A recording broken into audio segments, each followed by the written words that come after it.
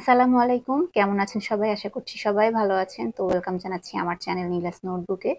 একটা ছোট baby frock সেলাই করছি। আমার কামিজের কাপড় বেঁচে গিয়েছিল, পাশের কাপড়গুলো। যেহেতু আমি খুবই শুকনা, স্লিম, আ সেজন্য হচ্ছে আমার অনেক কাপড় নষ্ট হয়, বেঁচে যায়। তো সেগুলো দিয়ে দেখা যায় যে আমি হয়তো প্যান্ট সেলাই করে ফেলি বা বেবি ফ্রক সেলাই করে কাউকে দিয়ে দিই। মানে আমার রিলেটিভের মধ্যে আরকি।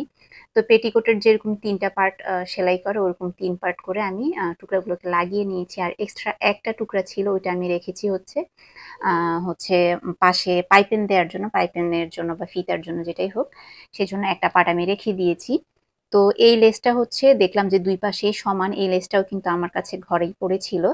একটা পায়জামার জন্য কিনেছিলাম। তো আমি আবার কখনো মানে মাপ মতো লেস কিনি না, একটু বাড়তিই কিনি সবসময়। কারণ যেহেতু এরকম টুকরা-টাকরি দিয়ে আমার সেলাই করা হয়, তো লেসটা আমার লাগে। তো দেখলাম যে লেসটা যেহেতু ২ পাশে একই ডিজাইন আর বড়, তো মাঝখান থেকে কেটে আমি জামাতে সুন্দর করে বসিয়ে নিচ্ছি। জামাটা এত সুন্দর ফুটেছে লেসটা দেওয়ার পরে কি বলবো মাশাআল্লাহ। তো এখন হচ্ছে আমি নিচে দিয়ে লেসগুলো লাগিয়ে নিয়েছি। তারপরে হচ্ছে উপরে দিয়ে কুচি দিয়ে নিচ্ছি।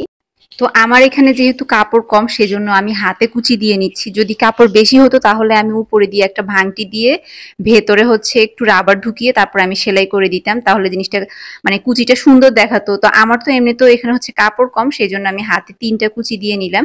আর কুচি দেওয়ার পরে একটু ভেঙে ভিতর থেকে আমি এই লেসটা লাগিয়ে দিব। যেন উপরে দিয়ে মানে সামনে উপরে দিয়ে লেসটা দেখা যায়। তো আমার কাপড় কম দেখে আমি এইভাবে হাতে কুচি দিলাম। তো আপনাদের যদি কাপড় বেশি থাকে আপনারা একটু ভেঙে রাবারকে চিকন করে কেটে রাবার ঢুকিয়ে তারপরে হচ্ছে রাবার উপরে দিয়ে সেলাই দিবেন, যেভাবে ঠিক পায়জামাতে দেয় আর কি ওভাবে। তো আমার হচ্ছে লাগানো হয়ে গিয়েছে লেসগুলো। তো এই যে আমি ২ পার্ট একসাথে করলাম। আর আমার কাছে বাড়তি কাপড় অল্পই ছিল, বাড়তি কাপড় বেশি ছিল না। তো এখান দিয়ে এখন একটুখানি আমি বগলের জন্য কাটবো আর উপরে দিয়ে এরপরে হচ্ছে আমি পাইপিং দিয়ে দিব। তো যাই হোক, পাইপিংয়ের জন্য আমি এই যে একটু তেস্তা করে আড়াআড়ি করে আরকি কাপড় কাটলাম।